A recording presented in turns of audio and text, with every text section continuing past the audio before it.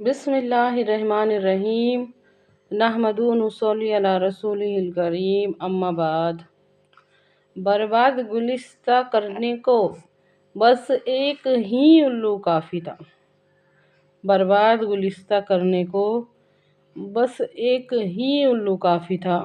ہر شاخ پہ الو بیٹھا ہے، انجام گلستہ کیا ہوگا؟ مطلب بتاؤ اس بات کا کیا مطلب ہے؟ آج کوئی گھر، کوئی خاندان، کوئی محلہ، کوئی گلی، کوئی گاؤں، کوئی شہر بے دینی کی آگ سے محفوظ نہیں ہے۔ بے دینی کی آگ سے محفوظ نہیں ہے۔ یہ بات کا کیا مطلب ہے؟ اچھی طرح سے غور کیجیے اس بات میں۔ اللہ کے حکموں پہ عمل نہیں کرنے کا نتیجہ آج ہمارے آنکھوں کے سامنے ہے۔ آج حد سے زیادہ گمراہی کیوں؟ آج حد سے زیادہ ظلم کیوں؟ آج حد سے زیادہ بے رحمی کیوں؟ آج حد سے زیادہ حسد، نفرت، کینے، کپٹ کیوں؟ آج حد سے زیادہ قطع رحمی کیوں؟ یہ سب کیوں ہو رہا ہے؟ یہ سب اللہ کے حکموں کو نہیں ماننے کا نتیجہ ہے۔ نتیجہ ہماری آنکھوں کے سامنے ہے۔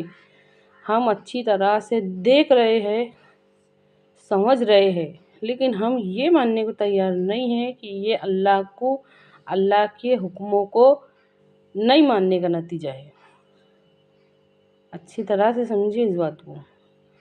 ہم یہ نہیں مان رہے، یہ قبول نہیں کر رہے کہ یہ اللہ کے حکموں کو نہیں ماننے کا نتیجہ ہے۔ ہر کسی کو نظر آ رہا ہے کہ دنیا میں یہ سب ہو رہا ہے، یہ ہو رہا ہے۔ غور کیجیے اس بات میں۔ ہم سب اپنے فریضے سے، اپنی ذمہ داری سے منہ موڑ کے بیٹھے ہیں۔ قرآن پاک میں اللہ تعالیٰ نے فرمایا، تم وہ خیر امت ہو جو پیدا کیے گئے ہو لوگوں کی بھلائی کے واسطے۔ تم نیکیوں کا حکم دیتے ہو اور برائیوں سے روکتے ہو۔ تو پھر وہ بات ہوئی نا، اگر ہم امر بالمعروف کرنے بیٹھ جائیں گے، اگر ہم کسی کے اوپر ایک انگلی اٹھائیں گے تو 3 ہمارے طرف اٹھیں گی، سامنے والا ہم کو اپنے گریبان میں جھانکنے کو لگے گا۔ اس کے واسطے چپ بیٹھو۔ ہمارے اپنے بنائے ہوئے اصول یہ ہے کہ چپ بیٹھو، تم بھی چپ بیٹھو، ہم بھی چپ بیٹھیں گے، جو بھی چلتا ہے چلنے دو۔ اس نظریے سے منع کیا اسلام نے۔ ہمارے نبی صلی اللہ علیہ وسلم اور صحابہ رضی اللہ عنہ نے اگر یہ والا اصول اپنائے ہوتے کہ چپ بیٹھو، تو دین بنتا بھی نہیں، دین پھیلتا بھی نہیں اور ہمارے تک آتا بھی نہیں۔ اچھی طرح سے غور کیجیے اس بات۔ امر بالمعروف، نیکیوں کا حکم دو اور نہی عن المنکر، برائیوں سے روکو۔ یہ ہے دعوت کا پہلی شرط۔ اچھی طرح سے غور کیجیے۔ ہر کوئی اس میں لگے لائے، اسی طرح ایمان کی بھی بات ہے۔ تمام تر ریالٹی ہماری آنکھوں کے سامنے موجود ہے۔ ایمان کی حقیقت کی ساری کے ساری ریالٹی ہماری آنکھوں کے سامنے موجود ہے۔ ہم کھانے سے بھوک مٹاتے، اس کا مزہ لیتے، پانی سے پیاس مٹاتے، پیاس بجھاتے، ہر حقیقت کو محسوس کر رہے، آنکھوں سے دیکھنے کا کام لیتے، کانوں سے سننے کا کام لیتے، اللہ تعالیٰ کی نعمت کا ہر مزہ لے کے بھی ہم اللہ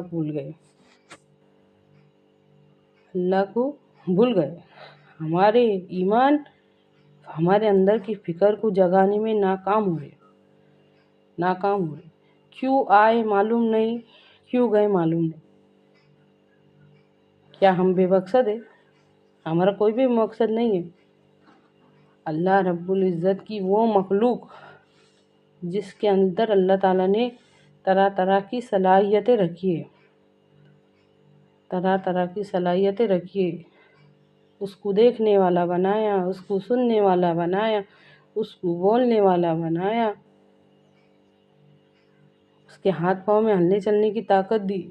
دنیا کے واسطے وہ بڑے بڑے انجام کارنام دیتا ہے، دنیا میں بڑے بڑے کام کر کے بتاتا، لیکن اللہ اور آخرت کے واسطے اس کے پاس کچھ نہیں ہے۔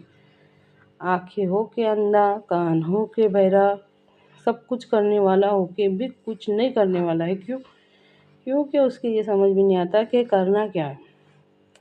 اچھی طرح سے غور کیجیے اس بات میں۔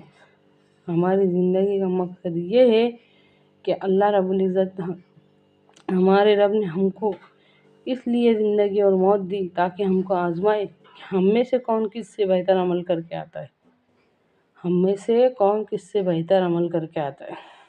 اور ہمارے نبی صلی اللہ علیہ وسلم اس بہتر عمل کرنے کا طریقہ سکھانے کے واسطے بھیجے گئے۔ اچھی طرح سے غور کیجیے اس بات میں۔ اپنے آپ کو اپاہج اور مفلوج سمجھنا بند کیجیے، کیونکہ یہ کچھ کرنے کا وقت ہے۔ اے اللہ، کہنے اور سننے سے زیادہ عمل کی توفیق عطا کریں۔